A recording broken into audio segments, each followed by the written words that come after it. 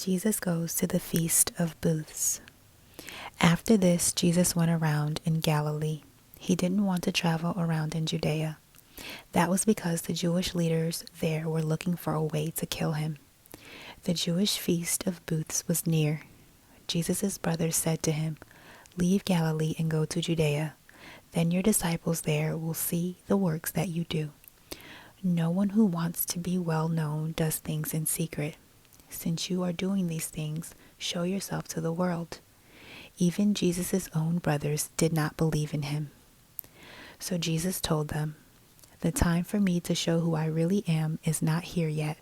For you, any time would be the right time. The people of the world can't hate you, but they hate me. This is because I am a witness that their works are evil. You go to the feast. I am not going up to this feast. This is because my time has not yet fully come." And after he said this, he stayed in Galilee. But when his brothers had left for the feast, he went also. But he went secretly, not openly. At the feast, the Jewish leaders were watching for Jesus. They were asking, "Where is he?" Many people in the crowd were whispering about him. Some said, "He is a good man." Others replied, "No, he fools the people." But no one would say anything about him openly. They were afraid of the leaders. Jesus teaches at the feast. Jesus did nothing until halfway through the feast. Then he went up to the temple courtyard and began to teach. The Jews there were amazed. They asked, "How did this man learn so much without being taught?" Jesus answered, What I teach is not my own. It comes from the one who sent me. Here is how someone can find out whether my teaching comes from God or from me. That person must choose to do what God wants them to do. Whoever speaks on their own does it to get personal honor. But someone who works for the honor of the one who sent him is truthful. Nothing about him is false. Didn't Moses give you the law? But not one of you obeys the law. Why are you trying to kill me? You are controlled by demons, the crowd answered. Who is trying to kill you? Jesus said to them, I did one miracle, and you are all amazed. Moses gave you circumcision, and so you circumcise a child on the Sabbath day. But circumcision did not really come from Moses. It came from Abraham. You circumcise a boy on the Sabbath day. You think that if you do, you won't break the law of Moses. Then why are you angry with me? I healed a man's entire body on the Sabbath day. Stop judging only what you see. Judge in the right way. People don't agree about who Jesus is. Then some of the people of Jerusalem began asking questions. They said, Isn't this the man some people are trying to kill?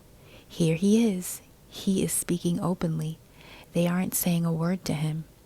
Have the authorities really decided that he is the Messiah? But we know where this man is from. When the Messiah comes, no one will know where he is from. Jesus was still teaching in the temple courtyard. He cried out, Yes, you know me, and you know where I am from. I am not here on my own authority. The one who sent me is true. You do not know him, but I know him. I am from him, and he sent me. When he said this, they tried to arrest him, but no one laid a hand on him. The time for him to show who he really was had not yet come. Still, many people in the crowd believed in him. They said, How will it be when the Messiah comes? Will he do more signs than this man? The Pharisees heard the crowd whispering things like this about him. Then the chief priests and the Pharisees sent temple guards to arrest him. Jesus said, I am with you for only a short time. Then I will go to the one who sent me.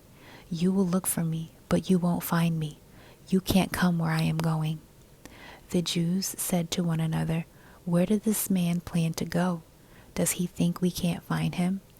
Will he go where our people live scattered among the Greeks? Will he go there to teach the Greeks? What did he mean when he said, You will look for me, but you won't find me? And what did he mean when he said, You can't come where I am going? It was the last and most important day of the feast. Jesus stood up and spoke in a loud voice. He said, "Let anyone who is thirsty come to me and drink. Does anyone believe in me? Then just as scripture says, rivers of living water will flow from inside of them." When he said this, he meant the Holy Spirit. Those who believed in Jesus would receive the Spirit later. Up to that time, the Spirit had not been given. This was because Jesus had not yet received glory. The people heard his words. Some of them said, "This man must be the prophet we've been expecting." Others said, "He is the Messiah." Still others asked, "How can the Messiah come from Galilee? Doesn't Scripture say that the Messiah will come from the family line of David? Doesn't it say that he will come from Bethlehem, the town where David lived?"